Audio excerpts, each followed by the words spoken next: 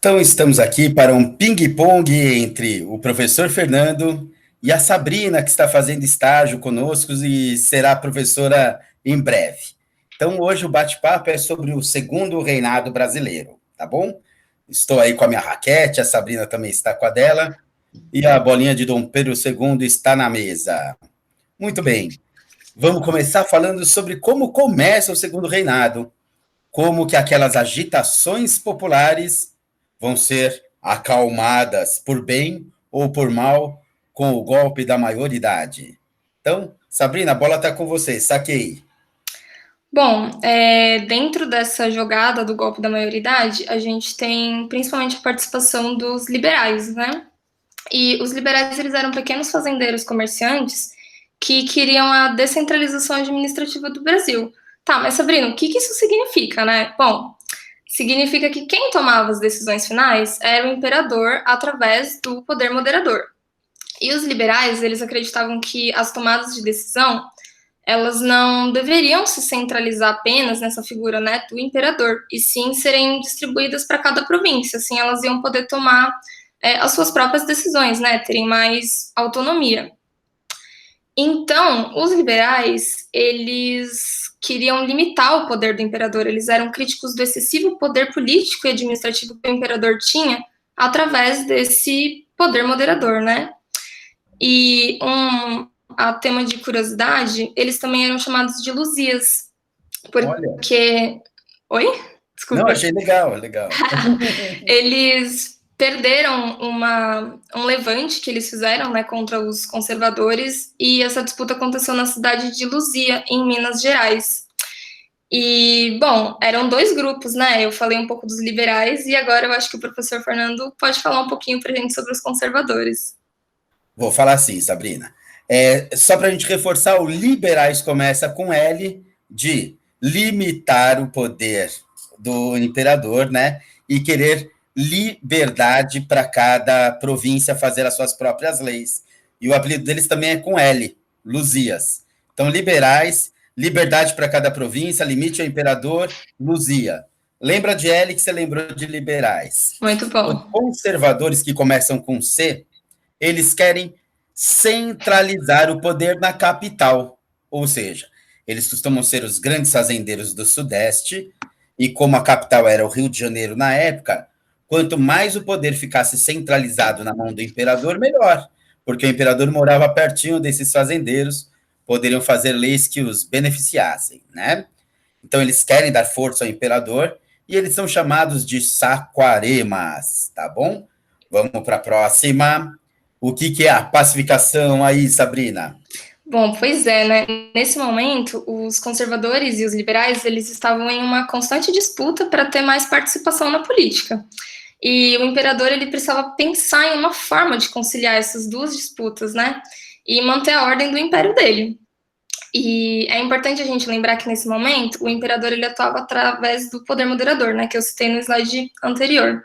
E através desse poder ele podia vetar qualquer decisão que não fosse de acordo com o que ele queria. Então, dessa forma, ele convocava eleições para o gabinete da Câmara e quando ele não gostava de quem era escolhido, ele dissolvia e realizava uma nova.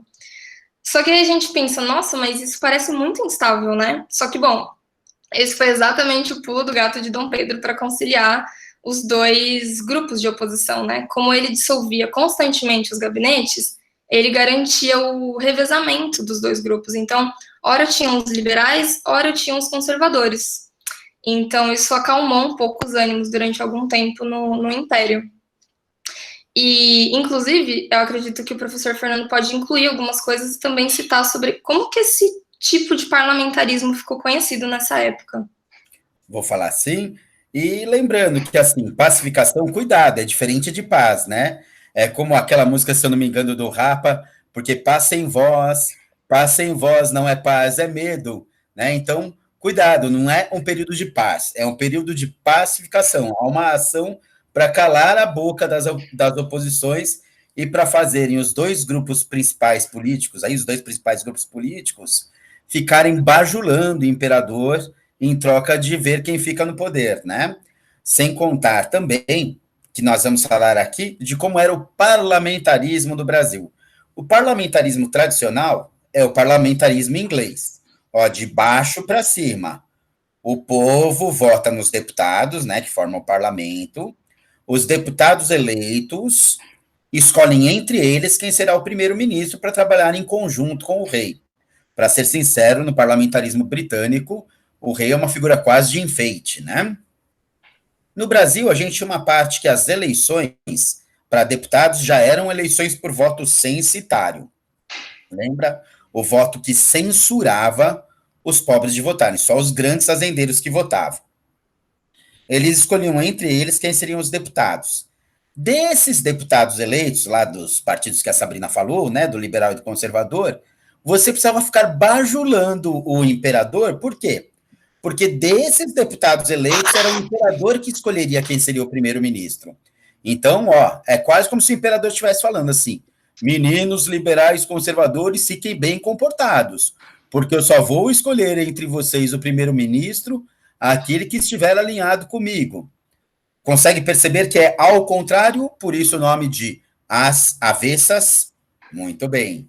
E Sabrina, o que a gente consegue falar aí sobre o uso da imagem do pai e do filho? Acho que tem até uma brincadeira que a gente pode ver com a criançada aí, ou com quem estiver por perto, perguntar qual desses dois é o pai, qual desses dois é o filho, e eu tenho quase certeza que a maioria das pessoas que está desavisada erra. Acha que o pai é o filho e o filho é o pai, mas já vamos tentar saber um pouquinho mais sobre isso, né? Pois é muito interessante como que existiu, né, essa construção da imagem tanto de um quanto de outro. E eu coloquei essa pintura porque eu acho que ela é muito boa para exemplificar como que a imagem do imperador Dom Pedro I foi construída, né? Bom, ela foi feita para representar esse momento glorioso de Dom Pedro I, proclamando a independência do Brasil, né? Então aí a gente vê que ele tem belas roupas, um cavalo muito bonito, que ele é a figura de destaque dessa obra, passando a ideia para a gente de que ele é um líder que estava ali para construir um Brasil independente, né, soberano, como se ele fosse o único responsável por a independência, e não apenas um filhinho de papai que estava ali com várias outras coisas por trás. Mas, na verdade, o imperador ele não estava sequer a cavalo, né, porque é uma curiosidade, o transporte mais utilizado nessa época era a mula, então vê se pode, que esse é só um exemplo de como que a representação da época, ela nem sempre corresponde, assim, com a realidade, né? E acredito que o professor Fernando vai explicar melhor para a gente sobre Dom Pedro II, que também foi retratado de uma forma bem específica na época. Então, pessoal, isso que a Sabrina falou é muito legal, né? A construção romântica do herói, né? Romântico a gente acha que tem a ver só com namorados, assim, mas romântico é tudo aquilo que a gente não quer ver os defeitos, né? Inclusive dos namorados. Às vezes seu namorado tem bafo de patê de presunto, você fala, ai, que cheirinho gostosinho que sai da boca dele, né? Tipo assim, o cara tá montado numa mula, fez um acordo de independência com o pai dele assinando um contrato numa mesa, mas vamos colocar num cavalo, parecendo que é uma batalha, com a espada na mão, gritando independência ou morte, né? Todo É uma majestoso, né? romântica aí. E aí, ó, só voltei ali um pouquinho. Então, gente, esse daqui é o pai. O pai queria ser retratado como galanzão, ó, cabelos esvoaçantes, ombros largos, medalhas de herói, peito estufado. Muito bem. E esse daqui é o filho. Não, professor, você errou. O mais velho é o pai. Não, não. Já vamos explicar o porquê. O Dom Pedro II queria ser retratado como uma pessoa mais velha. E o pai dele, o Dom Pedro I, gostava de ser retratado como um jovem forte. Agora, o porquê disso? Por isso, ó. Quando o pai dele renunciou, ele tinha apenas 5 anos de idade. Não pôde assumir o poder. O Brasil teve um intervalo entre o governo de Dom Pedro I e o governo de Dom Pedro II. Entre o primeiro reinado e o segundo reinado, o primeiro império e o segundo império. Foi o período regencial, em que o Brasil foi governado por regentes. Nós vamos falar isso em outro slide. Por quê? Dos 9 até os 14, tá? Desculpa, dos 5 até os 14, 9 anos, o Brasil foi governado por representantes. Imagina, se o pessoal não respeita nem o imperador, imagina o representante do imperador. Foi a época de mais revoltas no Brasil. E aí os liberais e os conservadores que a Sabrina falou, fizeram um acordo. Falaram, olha, eu não gosto de você, você não gosta de mim, né? Mas a gente gosta menos ainda de pobre governando. Então vamos fazer o seguinte, vamos colocar Pedrinho no poder, mesmo com 14 anos de idade, A lei diz que ele precisa ter 18, né? Mas vamos colocar com 14 e a gente ajuda a governar. Por quê? Porque pelo menos o imperador o povo respeita. O povo não respeita representante do imperador, mas o imperador respeita. Muito bem. Então ele chegou no poder com 14 anos. As críticas que eram feitas a ele é de que ele era um inexperiente, de que ele era apenas um fantoche na mão dos poderosos, né? Nas mãos dos poderosos. E ele rapidamente foi pedindo para a imagem dele ser envelhecida. Mesmo com 14, ele já foi retratado como se tivesse mais do que 14. Aqui com seus 20 e poucos, parecendo que tem 40. Aqui, talvez com seus 60, parecendo que tem 208, assim, né? Bom, a ideia é que ele sempre pediu para envelhecer a sua imagem, para transmitir a ideia de experiência. Muito bem. Ô, professor Fernando, você e a Sabrina falaram, então, que com Dom Pedro aí houve uma certa pacificação, que paz sem voz não é paz, é medo, mas que, assim, o próprio café, que vai ser um produto aí que vai trazer algumas riquezas para o Brasil, vai ajudar a ter menos miséria. Mas, enfim, eu fiquei sabendo que teve uma grande revolução aí no segundo reinado, a Revolução Praieira. Então, é a exceção que confirma a regra, mas realmente foi uma revolução de grande porte e vale a pena a gente conhecer um pouquinho sobre ela. Vamos ver o que a Sabrina tem a falar sobre o Jornal da Praia. Pois é, essa revolução, ela ficou conhecida, né, como a última revolução do Império, porque logo posterior a isso a gente já tem a República, e essa revolução aconteceu na província de Pernambuco, depois que o imperador decide trocar o presidente dessa província, que era um liberal, por um ex-regente lá do período regencial, que era extremamente conservador. Bom, as pessoas não gostaram de nada disso, os liberais, né, eles ficaram cansados dessa pouca participação no governo naquele momento e acabam se juntando e formando um novo partido político, que se chama o Partido da Praia, né? Ele ficava localizado na Rua da Praia, lá em Recife. E é muito interessante lembrar que eles não tiveram essa ideia do nada, né? A gente tem que lembrar que na Europa, durante essa época, estavam rolando várias revoluções liberais com ideias iluministas, e muitos dos filhos dos ricos aqui do Brasil saíam daqui para estudar lá na Europa. Então, eles acabavam tendo acesso a esse pensamento iluminista, liberal, e trazer um pouco disso para o Brasil. E acredito que no próximo slide o professor vai conseguir explicar para a gente melhor quais eram essas ideias, né? Como que isso se integrou aqui com essa revolução do Jornal da Praia. Muito bom.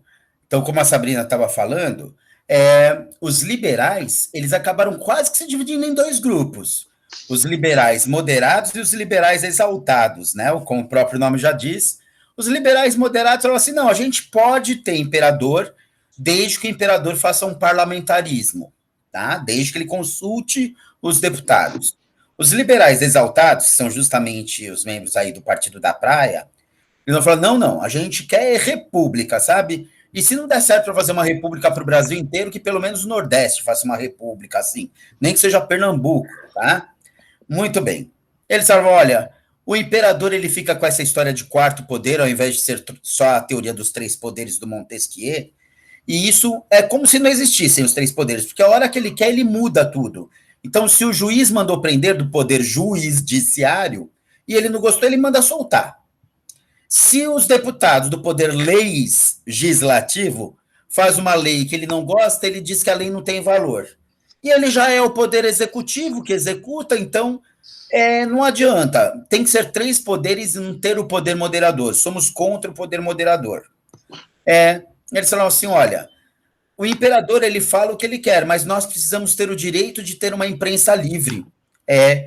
Quase jornais de bairro, jornais de cidade, que seja, para a gente poder escrever aquilo que a gente pensa e divulgar. Eles eram muito bons de divulgar em panfletos como esse que está aí no slide. Eles eram a favor do voto universal, não o voto censitário. O voto censitário é só para os ricos, censura o voto dos pobres. O voto universal seria o voto para todos. Eles eram a favor da abolição da escravidão, e como eu já falei, eles não queriam mais monarquia, eles não queriam mais o poder de um, o poder do rei, do imperador. Eles queriam uma res públicos, ou seja, uma coisa de todos, uma coisa coletiva, onde qualquer um pudesse ser eleito como presidente do país. Sabrina, manda ver as outras reivindicações daí. Vamos lá. Bom, além do que constava aí no manifesto que o professor explicou para gente, eles também queriam o fim do poder moderador, que eu já citei antes, e também o fim do cargo vitalício de senador, que nessa época o senador ficava aí, ó, até morrer. Só que, bom, é interessante que na nossa sociedade a gente ainda tem resquícios disso, né? Eu não sei se vocês que estão ouvindo sabem, mas a aposentadoria dos senadores ela ainda é vitalícia. Então, você vê, né? A gente ainda não conseguiu se livrar de tudo que essa revolução trouxe, né? Como intenção de mudança, assim, pra gente. Bom, eles também queriam a nacionalização do comércio, né? O que é isso? Eles queriam que a nacionalização do comércio varejista. Eles queriam que, dessa forma, eles pudessem ser donos do comércio e não apenas os portugueses, porque nessa época os portugueses eles detinham mais, né, o comércio. E também queriam a formação de cooperativas. Oi? Quer acrescentar alguma coisa, professor? Não, eu só queria falar assim, da aposentadoria dos senadores, né? Nem teria problema a aposentadoria atual ser vitalícia, desde que não fosse de um mandato só, né? O problema é que com um mandato a aposentadoria já fica vitalícia, né? Às vezes 5 anos de trabalho já era uma aposentadoria para a vida inteira, enquanto a grande maioria das pessoas mais de 35 anos trabalhando e não se aposenta, né? Pois é, quem dera se a função de professores de história fosse desse jeito, né? A gente trabalha 5 anos e ganha aposentadoria para sempre. Bom, mas aí para finalizar, então eles queriam a formação de cooperativas que eram formar espaços de trabalho comum, onde todos eles pudessem atuar, todos eles pudessem deter os equipamentos que eram fornecidos por esses meios de trabalho, né? E, bom, acho que seria interessante a gente saber também como que essa revolução acabou, né? Vamos ver.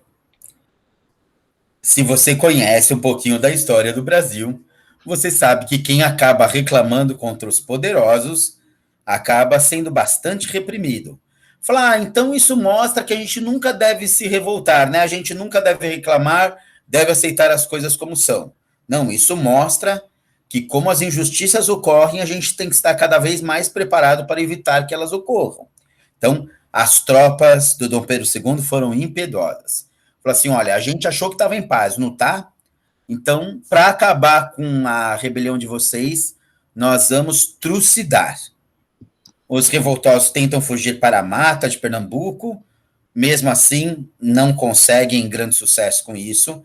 Os líderes são presos numa ilha chamada o Arquipélago, né? Arquipélago de Fernando de Noronha, hoje em dia é santuário ecológico, mas na época existia uma prisão lá. E a prisão, além de ficar afastada de tudo, ela tinha um requinte de crueldade.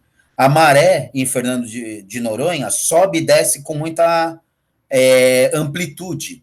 Então, às vezes, os presos que estavam acorrentados sentiam a maré subindo e morriam afogados porque não tinham como se libertar das correntes. E houve o desmanche dos jornais de bairro, porque o governo acreditava que se a população ficasse recebendo os panfletos, os jornais, os folhetos, isso poderia ser perigoso para formar opiniões próprias. O governo queria que pensassem de acordo com o que o governo divulgasse como verdade, não o que os jornais locais divulgassem, né? E aí a gente chegou a falar rapidamente que o café trouxe um pouco a mais de recursos para o Brasil. Na verdade, trouxe bastante recursos. O problema é que não chegava tanto na população. Mas mesmo assim houve uma redução da miséria no país por causa do café. E a gente vai falar um pouquinho sobre isso na economia do Brasil imperial, né? Vamos ver o que a Sabrina tem a falar do café para a gente.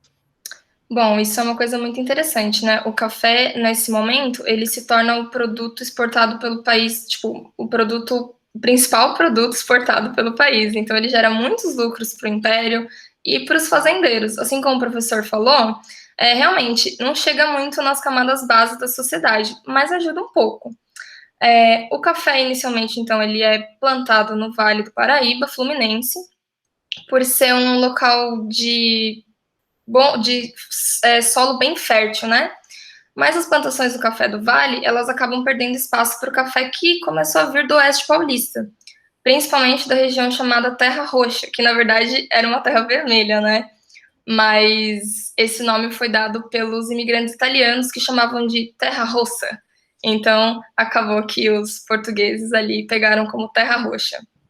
E, bom, além dessa terra roxa ser mais fértil, os cafeicultores do Oeste Paulista, eles tinham mais técnicas, né? Técnicas mais modernas. E eles já não usavam mais tanta mão de obra escrava para produção do café. E, bom, para dar vazão a essa produção, o Brasil precisou se modernizar. E aí você começa com estradas de ferro, mais portos, expandiu também as redes bancárias da época. Mas, assim, essa modernização, ela continua com o mesmo sistema econômico, né? A gente continua com a mesma economia agroexportadora, que é baseada no grande latifúndio. E é por isso que ela é chamada, então, de modernização conservadora, porque você não teve uma grande mudança em como que essa economia ela é estruturada. E você tem mais alguma coisa para acrescentar, Fernando? Eu acho que assim, né, Sabrina? Realmente a modernização com as locomotivas e com os portos trouxe velocidade, mas trouxe velocidade para as exportações. Sim. O povo não recebeu essa velocidade. Podemos dizer, veja bem, abram os ouvidos e deixa eu ver se a minha dicção está boa. O povo não teve a velocidade que as exportações tiveram. O povo continuou como uma lesma lerda, né? Na lesma lerda. Então, não tinha velocidade. Ainda bem que eu não troquei o L pelo M. Neste ponto que a Sabrina falou, existe uma máxima da economia que os investidores usam até hoje em dia, que chama diversificação ou pulverização dos investimentos. Tem uma máxima que diz: nunca coloque todos os seus ovos numa mesma cesta, porque se a cesta cair, você perderá tudo. O café era muito lucrativo, mas o café, a gente usa essa expressão em economia, ele era volátil, ou seja, volátil é algo que evapora rapidamente. Professor, mas o café não evapora rapidamente. Não, é uma metáfora. Em épocas que a economia mundial está bem, o café vende muito. Mas em épocas que a economia mundial está em crise, o café encalha. Então os grandes fazendeiros sabiam disso. Alguns ricos do Brasil aproveitaram que o governo imperial aumentou as taxas dos produtos importados, a tarifa Alves Branco, e decidiram investir em indústrias próprias. Foi o caso do Barão de Mauá, foi o caso dos irmãos Matarazzo também, né? Mas, enfim, o Barão de Mauá é uma figura emblemática, porque ele investiu em ferrovias, em indústrias, em bancos, enquanto a tarifa Alves Branco lhe beneficiava. Ele até ajudou a reconstruir o Banco do Brasil. E sabe qual é a grande ironia disso? Quando existiu a crise, ele precisou pedir dinheiro emprestado para o Banco do Brasil, se negaram a dar empréstimos para ele. E para piorar, o governo voltou a cobrar taxas altíssimas dos empresários brasileiros. Quer dizer, quando ele estava começando a crescer e beneficiar o país, ele foi prejudicado pelo próprio governo e acabou tendo que decretar a falência, né? Muito bem. Vamos falar como que o escravismo entrou em crise, Sabrina? Ah, sim, isso é muito interessante. Bom, como a gente sabe, existiam muitas pressões inglesas, né, para a abolição da escravidão no Brasil, e a Inglaterra acaba declarando a Lei Aberdeen, que permite a apreensão e a captura de qualquer navio transportando escravizados vindos da África para a América, inclusive aqui nos portos brasileiros. Mas, bom, isso não termina assim, de forma, então a abolição foi feita. Não, isso só intensifica o tráfico interno no Brasil, de uma região para outra, né? Normalmente do Nordeste aqui para a região do Sudeste. Mas também essa lei acaba pressionando o governo de Dom Pedro II, e ele declara, alguns anos depois, a Lei Eusébio de Queiroz, que proíbe o tráfico interno, que inclusive é essa primeira charge que eu coloquei, e a Lei do Ventre Livre, que libera filhos de mães escravas a partir dos 9 anos. Essas leis, elas ficaram conhecidas como leis para inglês ver, porque na prática elas pouco mudavam a vida dos negros escravizados, né, servindo apenas para, como se fosse uma forma de dar uma satisfação para a Inglaterra, de uma forma um pouco diplomática, assim. Verdade. E aí o Império foi enfrentando várias dificuldades em manter essa mão de obra, e depois de um tempo inicia-se um processo de imigração de outras pessoas, né, muito da Europa, vindo para cá para suprir essa demanda. E aí, não sei se o professor quer incluir alguma coisa, Eu vou falar falar um sobre pouquinho sobre os europeus que vieram, mas isso. aqui da crise do escravismo, acho que tem algumas coisas que ajudam os alunos a lembrarem aí. Não vai ficar achando que os ingleses eram humanitários e bonzinhos e queriam o fim da escravidão apenas por interesses humanitários. Senão eles não fariam o Bill Aberdeen que bombardeava navios negreiros no oceano, né? Então, só para você ter uma ideia, os ingleses queriam que os escravos passassem a receber salários e deixassem de ser escravos para poder comprar os produtos que eles estavam fabricando. Eles tinham passado pela Revolução Industrial. E o que mostra que eles não tinham interesse humanitário é o seguinte: para pressionar o fim da escravidão, eles falaram: olha, se a gente encontrar um navio negreiro, um navio que traz escravos no Oceano Atlântico, a gente vai bombardear. A gente vai tacar bala de canhão. Aí você lembra o barulho que faz a bala de canhão? Faz assim: Biu! Aberdeen! Biu! Aberdeen, né? Muito bem. E aí você lembra da lei. A lei do ventre livre, então, libertava os filhos de escravas. Era para ser os recém-nascidos, mas na prática um bebê não pode sair engatinhando. Então, antes dos 9 anos, não saía da fazenda. A lei dos sexagenários libertava os escravos com mais de 60 anos. Só que a média de vida dos escravos era 40. Então, quase nenhum escravo chegava aos 60. Né? Eram só leis para inglês ver. Bom, quando surgiu a Lei Áurea, ou seja, os ingleses falaram: olha, o Brasil não vai ter mais empréstimos enquanto vocês não terminarem com a escravidão. Aí realmente foi assinada a Lei Áurea, também houve pressões de parte da população. Os grandes fazendeiros do Brasil não quiseram pagar salários para os escravos. Ó, você está livre, mas fica relegado à sua própria sorte. Falei: não, mas me paga um salário. Eu falei: não, se é para pagar salário, eu prefiro pagar para um branco. Bem, uma política racista mesmo, uma política que visava o branqueamento da população. Quase como se a população negra fosse morrendo de fome ou sem recursos, não era um problema dos brancos. A Europa estava passando por grande crise, então muitos europeus quiseram vir para o Brasil, ainda mais que o sistema de propaganda era muito bom. O governo brasileiro falava que subvencionaria, pagaria uma parte da passagem, da estadia, e mandava fotos como esta colorida da esquerda, dizendo que aqui no Brasil o trabalho era tranquilo nas fazendas de café, e na prática era como a figura da direita, ali com capatazes fiscalizando e até as crianças precisando trabalhar em jornadas muito extensas, né? Estamos indo para o finalzinho do capítulo Declínio do Segundo Reinado, Declínio do Brasil Imperial, e esta foi uma charge da época mostrando que Dom Pedro não estava muito dinâmico, nem muito ágil para administrar o país, de acordo com os comerciantes, de acordo com os fazendeiros e os industriais, e até mesmo o exército. Vamos ver se essa charge procede ou não. Vamos lá, Sabrina. Por que ele perdeu o apoio dos cafeicultores? Bom, pois é, Dom Pedro II se viu então num grande dilema, né? Ele devia ceder às pressões da Inglaterra para o fim da escravidão ou ceder às pressões da elite cafeira, que dependiam dessa mão de obra para obter os seus lucros, né? E aí, bom, no fim, Dom Pedro II já estava cansado, cedeu à Inglaterra, e isso gera uma crise intensa entre o Império e essa elite cafeicultora, né? E, bom, com isso, essa elite viu na República uma chance de ascensão, de ter mais participação na política para as tomadas de decisão. Eles pensavam que esse sistema hereditário da monarquia não fazia mais sentido, sendo que eles é quem detinham, né, o maior aparato financeiro do Estado brasileiro. Então, eles começaram a desejar a República, mas não pelos ideais vindos da Europa, nos ideais liberais vindos da Europa, e sim por um interesse de querer só ascensão ao poder, né? Então eles não estavam assim preocupados com o povo, eles estavam preocupados com o seu poder. E, bom, eu acho que é mais ou menos isso. É isso, sim. Lembrando que numa monarquia, você só chega ao poder se você for filho do imperador, já que é um sistema hereditário de poder, né?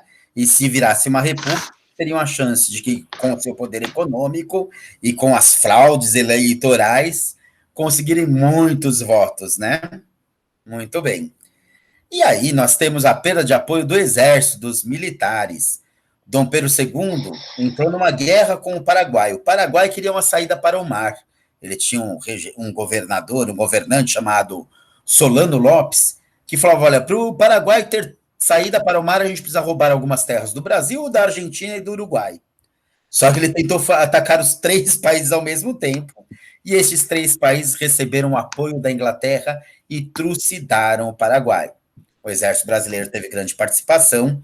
Quando voltaram da Guerra do Paraguai, os marechais acreditavam: nossa, eu vou voltar, vou ter recompensas, vou ter cargos no governo. E Dom Pedro II chegou para ele e falou mais ou menos o que sua mãe fala quando você fala que tirou 10 de história, assim, de história, meu, quero ver 10 de matemática, né? De história é fácil. Muito bem, não é tão fácil assim. Pior que é. Bom, e aí o que acontece? Eles falam, não, vocês ganharam do Paraguai com a ajuda da Inglaterra, 3 países contra um só. Não vai ter recompensa nem cargo, não. Os marechais ficaram magoados, viu? É? Então, já que a gente não vai ter cargo, a gente vai ter o poder, porque a gente vai começar a defender a República. Outra coisa, sabia que os grandes fazendeiros que não queriam ir para a guerra, ou não queriam que seus filhos fossem para a guerra do Paraguai, existia uma lei de compensação em que eles podiam mandar 5 escravos no lugar? Pois é, muitos escravos foram para a guerra do Paraguai e viraram heróis de guerra. Imagina, dá filme isso, hein, gente? Você é muito racista, você é um homem branco racista, mas na hora em que você ia ser morto pelo soldado adversário, um soldado negro chega por trás e mata o cara que ia te matar e salva a sua vida. Você vai dever muita gratidão para esse soldado negro. Você não vai querer que quando a guerra acabe, ele volte para a senzala. Você vai falar, meu, esse cara é um herói de guerra, esse cara é meu amigo, ele salvou a minha vida, ele não pode voltar para a senzala.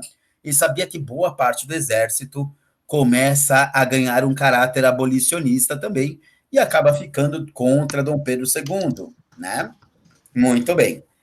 A gente vai indo para o finalzinho, como que Dom Pedro II perde o apoio do povo. Como que o povo para de apoiar Dom Pedro II? Pois é, bom, naquela época era autorizado, né, por Portugal, por Brasil, que o trono sucedesse por uma mulher, mas isso não era muito bem visto pelas camadas aqui do Brasil. E Dom Pedro II ele não tinha herdeiros homens para passar o seu trono, e isso acaba gerando uma grande preocupação. E também a sua filha, a princesa Isabel, ela era casada com um conde Deu, que era francês. E se a população brasileira não queria a volta de um imperador português, quem dirá de um francês, né, um estrangeiro. Então ele era muito repudiado aqui no Brasil. E esse processo foi abalando assim o apoio popular. E no passado, a princesa Isabel ela era vista como uma redentora, assim, a favor da abolição. Mas é importante a gente ter em mente que a abolição ela foi fruto de uma mobilização também popular, né, de várias camadas da sociedade brasileira, inclusive dos próprios escravos. E em 1888, ela então assina a Lei da Abolição da Escravidão, a Lei Áurea, mas essa lei retirou os negros de uma vida de escravidão, mas acaba deixando eles à própria sorte, porque o Império ele não tinha assim um programa de reparação social, um programa de inclusão dessa população negra dentro da sociedade brasileira. Então isso acaba tendo resquícios, inclusive, no que a gente vê no dia a dia. Ainda hoje a gente tem essa questão no Brasil muito intensamente. Nem que eles tivessem uma lei para obrigar que os Sim. ex-proprietários de escravos tivessem que pagar salários e contratar seus ex-escravos, né? Mas não houve isso. Inclusive, só para acrescentar, inclusive os fazendeiros eles queriam uma reparação do Estado Pois é. depois dessa lei. Isso é bem complicado. Gente, o desfecho, né, o ponto final aí do Brasil Imperial se dá com aqueles marechais, né, que tinham ficado magoados sem as recompensas e sem os cargos, decidirem fazer um golpe militar, né? A história do Brasil tem pelo menos 3 grandes golpes militares. A tomada do poder na República, quando o GV chega ao poder, a gente vai ver isso em 1930, e em 1964, que foi a ditadura mais recente. Bom, o Marechal Deodoro da Fonseca e o Marechal Floriano Peixoto, com o apoio dos grandes fazendeiros, dos cafeicultores, né, com o apoio dos industriais, se bobear até com o apoio da própria Inglaterra, eles conseguiram fazer do Brasil uma república. Que legal, né, professor? Porque república é a coisa de todos, a coisa coletiva, como que você falou, né? inicialmente, e não sei se ainda hoje em dia a gente pode dizer, é uma coisa de todos, pero no mútuo, assim, né? Dos grandes fazendeiros, inicialmente dos marechais. Essa fase, como a arma que os marechais mais usavam era a espada, ela é chamada de República Velha da Espada ou República da Espada. Num segundo momento, os fazendeiros vão assumir o poder. Os fazendeiros de São Paulo, que são produtores de café, e os fazendeiros que produzem gado leiteiro em Minas Gerais, que a gente diz que são do leite. Até a segunda fase da República vai se chamar República Oligarca ou do Café com Leite. Então, aguardem cenas do próximo capítulo. Vamos ver como ficou esta partida. Sabrina 9, Fernando 7. Bom, o que importa é que os alunos ganharam, né, Sabrina? Com certeza. Eu gostei muito desse ping-pong. Foi Um muito grande bom. abraço aí, pessoal. Tchau. Até mais.